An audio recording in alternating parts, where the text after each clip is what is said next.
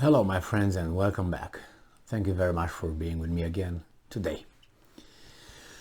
Well, we got news from tomorrow and this news comes from Europe, and obviously over there already is the 20th of September, and actually this comes from India, which is also tomorrow for us, and it is from the 20th of September 2022.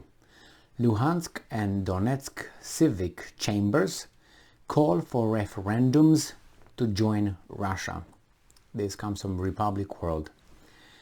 The Russian-installed head of the Donetsk region, Denis Pushilin, also published a video on his Telegram channel showing him speaking on the phone with his counterpart from Luhansk, Leonid Pesechnik. Civic chambers in the self-proclaimed Republic of Luhansk and Donetsk on Monday called on the Russian-backed heads of their regions to hold referendums on joining Russia. Russia State TV aired footage of the two bodies within the Donbass holding votes in favor of the proposal. The Russia-installed head of the Donetsk region also published a video. That's the one. This is nothing else but a reflection of our people's minds, which have been in the air for a long time, Pushilin said about the call from the civic chambers.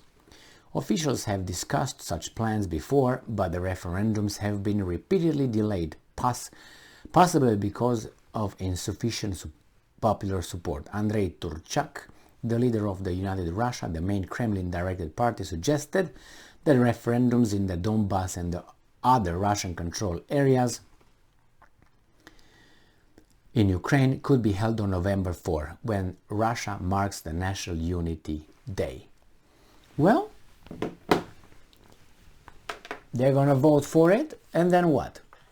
What's going to happen when these guys are going to say, okay, now we proclaim these regions, right? The one that will proclaim part of Russia, Luhansk and Donetsk, being, Russian territory. Let's say someone attacks Russian territory. Would that qualify for a nuclear attack on the part of Russia? I mean, as of now, the only thing that really was attacked was Crimea, and I didn't understand really why the Russians did not say, you know what, you attacked our country, we're going to use now nuclear weapons or something. Well, I know that doesn't really qualify to the use of the nuclear protocol for the Russians, but if they say at one point, this is our territory and you guys attack us, we can go full force. Do I think they go full force right now? I don't think they go full force. If this would be full force, then I would be very disappointed. But I don't think they are in Ukraine full force, because I don't think they used 1 million people. All the estimates provided, or the intelligence data provided by the Americans and the Brits, they get the total number of Russian troops for this special military operation to about no more than 200,000 people.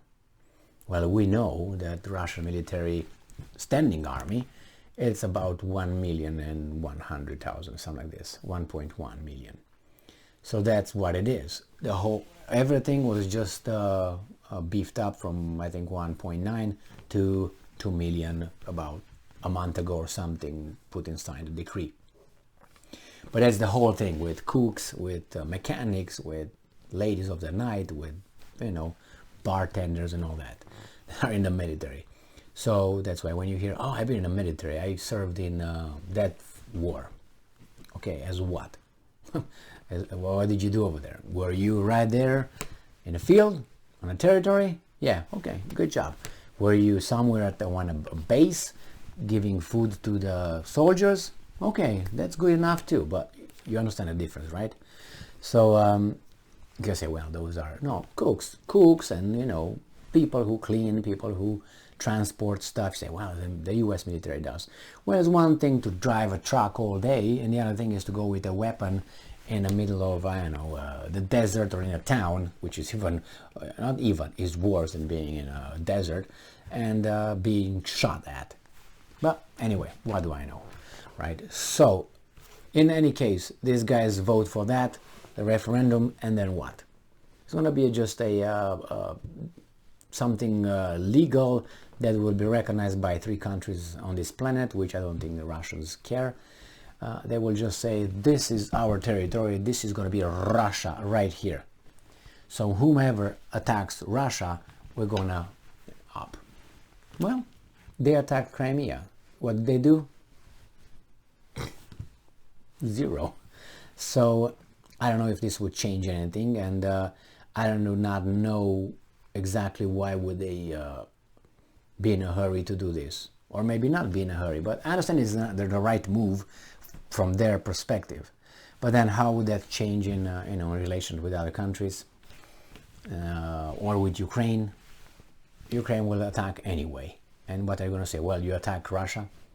They already attacked Crimea, so again, well, we'll see. Thank you very much for being with me again today. Stay strong, stay smart, look for the truth, and be just.